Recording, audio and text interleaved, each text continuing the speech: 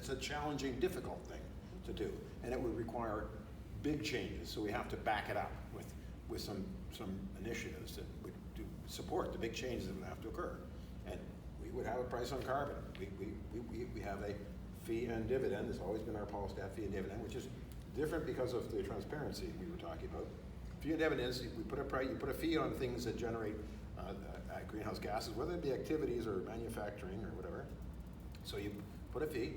All the money gets collected, independently reviewed, and divided up and paid back per capita to every adult Canadian.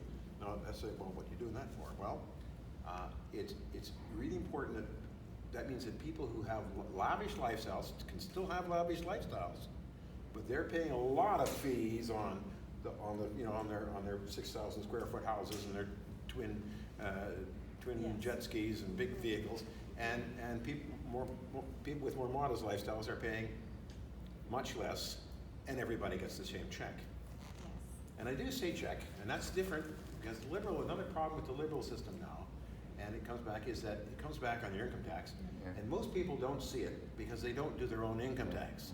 So you talk to a lot of people and say, no, I didn't get the money back. Yeah, most people, we found, Gordon, when we did the climate action conference in back there in Huntsville a while ago, and most people had no idea. Yeah, that's right. When they got So money even back. though I'll give them the points to say it's more efficient to return money on an income tax than it is, Yes. but the reality is you need to send people a check or an electronic transfer or whatever. They need to see the transparency.